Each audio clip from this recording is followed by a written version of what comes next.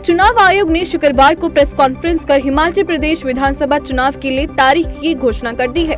मुख्य चुनाव आयुक्त राजीव कुमार ने बताया कि राज्य में 12 नवंबर को वोट डाले जाएंगे और 8 दिसंबर को नतीजे आएंगे। आयोग ने कहा कि भारत निर्वाचन आयोग सही तरीके से चुनाव करवाने के लिए प्रतिबद्ध है।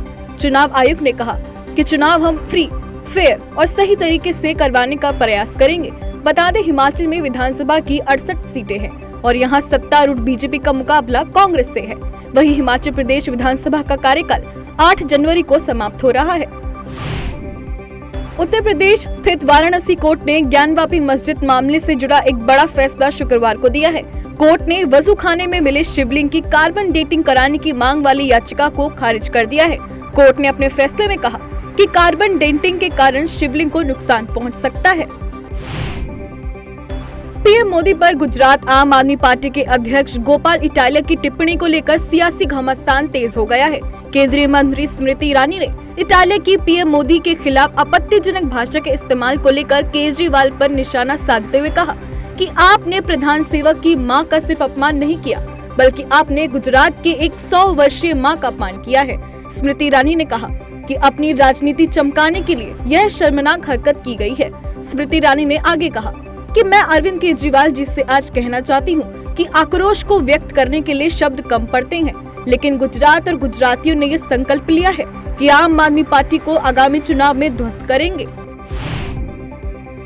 लालू प्रसाद यादव की पार्टी आरजेडी को बड़ा झटका लगा है। कुढ़नी से आरजेडी विधायक अनिल सहनी की सदस्यता समाप्त कर दी गई है। राज्यसभा सांसद रहने के दौरान एलटीसी घोटाला मामले में उनकी सदस्यता को रद्द कर दिया गया है। अनिल सहनी 2010 और 2018 में राज्यसभा सांसद बने थे। बिहार विधानसभा सचिवालय की ओर से जारी अधिसूचना में कहा गया कि दिल्ली की राउज एवेन्यू कोर्ट की ओर से दोषी करार दिए जाने के बाद जनप्रतिनिधित्व कानून की विभिन्न धाराओं के तहत ये कार्यवाही की गई है। सुप्रीम कोर्ट ने तलाक के मामले को लेकर एक बड़ी टिप्पणी की है। कोर्ट ने कहा कि भारत में शादी कोई आकस्मिक घटना नहीं है। हम अभी आज शादी और कल तलाक के पश्चिमी मानकों तक नहीं पहुंचे हैं। इसलिए एक विवाह में जब पत्नी चाहती है शादी बरकरार रहे, तो ऐसे में पति की याचिका पर विवाह को भंग करने के लिए कोर्ट अनुच्छेद 142 के तहत अपनी शक्तियों का इस्तेमाल नहीं करेगा। कोर्ट ने कहा कि अनुच्छेद 142 के तहत शक्तियों का इस्तेमाल केवल तभी किया जा सकता है जब विवाह के दोनों पक्ष मेल मिलाप से अलग हो रहे हों। परमाणु पनडुब्बी आईएनएस अरिहंत से सफलतापूर्वक बैलिस्टिक मिसाइल लॉन्च की गई। रक्षा मंत्रालय के मुताबिक मिसाइल का आज यानी शुक्रवार को एक पूर्व निर्धारित सीमा तक परीक्षण किया गया। मिसाइल ने बंगाल की खाड़ी में लक्ष्य क्षेत्र को उच्च सटीकता के साथ नष्ट किया। यह परीक्षण सभी परिचालन और तकनीकी मानकों पर खरा उतरा। दरअसल आईएनएस अरिहंत भारत की पहली और एकमात्र परमाणु संचालित बैलिस्टिक मिसाइल पनडुब्बी है। इसकी खासियत की बात करें तो यह पनडुब्बी जमीन, हवा और समुद्र से परमाणु हमला करने की क्षमता रखती है। लद्दाख में भारत और चीन की सेना लंबे समय तक तैनात रही है। अब यहाँ के लिए विशेष तौर पर बख्तरबंद वाहनों को तैयार किया गया है। इस क्रम में शुक्रवार को भारतीय सेना में स्वदेशी ट्रूप कैरियर को शामिल किया गया है। यह लद्दाख सेक्टर में ऑपरेशन में काम आएगा। बता दें, 4x4 स्वदेशी बख्तरबंद वाहनों को भारत में ही प्राइवेट सेक्टर के फर्म द्वारा विकसित किया गया है। ऑस्ट्रेलिया में भारतीयों पर हो रहे नस्लीय हमले रुकने का नाम नहीं ले रहे हैं। ताजा मामले में एक भारतीय छात्र शुभम गर्ग पर चाकू से हमला किया गया है, जिसमें वो बुरी तरह से घायल हो गए हैं। फिलहाल शुभम अस्पताल में भर्ती है और हालत गंभीर बनी हुई है। बताया जा रहा है कि 6 अक्टूबर 2022 को शुभम पर 11 बार चाकू से हमला किया गया। हमले की जानकारी उनके परिवार ने गुरुवार को दी। फिलहाल ऑस्ट्रेलिया की पुलिस ने हमले को अंजाम देने वाले आरोपी को गिरफ्तार कर लिया है। वहीं विदेश मंत्रालय के प्रवक्ता अरिंदम बागची ने कहा कि कैनबरा में हमारा उच्चायोग और सिडनी में वाणिज्य दूतावास स्थानीय अधिकारियों के संपर्क में है।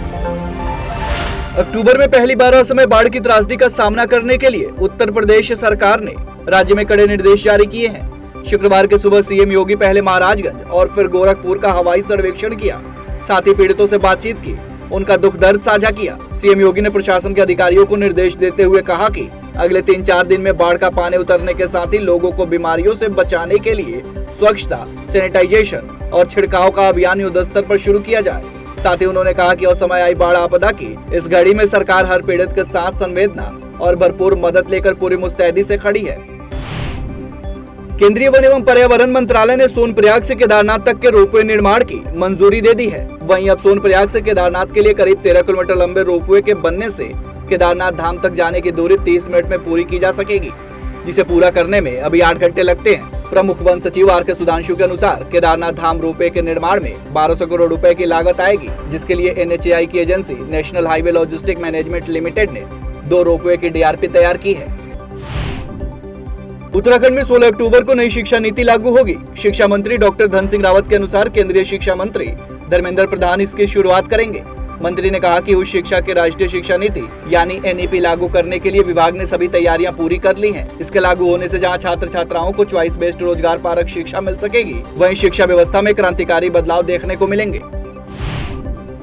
दिल्ली आबकारी घोटाला मामले में परिवर्तन निर्देशालय यानी ED ने शुक्रवार को बड़ी कार्रवाई की है।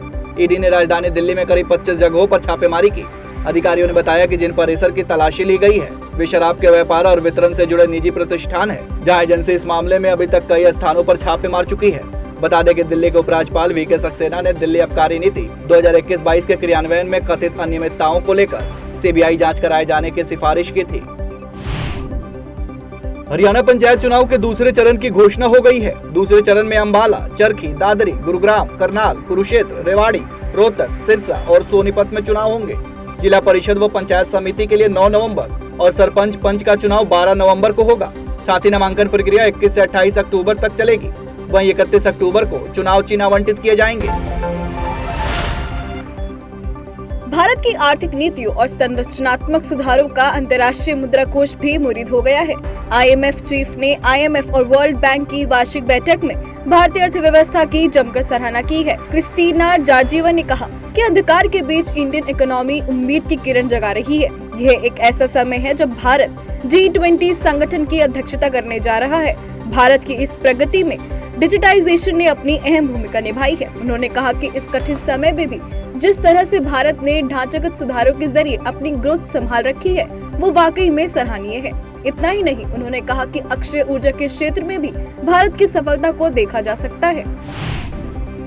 भारत के अक्षय ऊर्जा क्षेत्र में संभावनाएं देख कंपनियों ने निवेश शुरू कर दिया है। अब कोल इंडिया राजस्थान के बीकानेर में 1190 मेगावाट क्षमता का सोलर पावर प्लांट स्थापित करने जा रही है। कंपनी ने इसके लिए 5400 करोड़ का राजस्थान विद्युत निगम से मेमोरेंडम ऑफ एसोसिएशन भी साइन कर लिया है।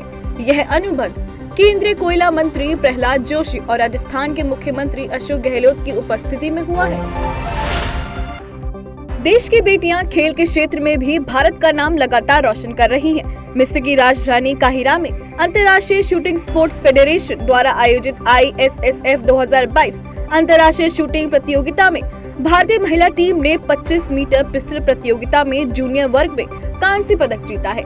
ईशा सिंह, नामिया कपूर और विभूति भाटिया की तिकड़ी ने मैच में जर्मनी की टीम को 17-1 से हराकर पहले ही दिन भारत के नाम पदक तालिका में लिखवाया है।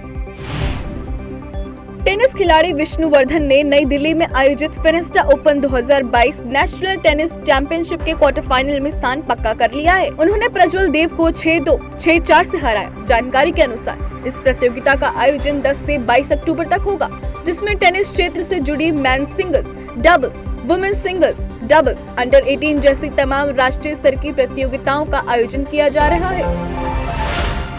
भारत के दर्शकों का इतिहास के प्रति रुझान लगातार बढ़ता जा रहा है। ये प्रमुख कारण है कि चियान विक्रम और ऐश्वर्या राय की फिल्म पोन्नियन सेल्वन 1 भारत में कुल 230 करोड़ की कमाई कर चुकी है।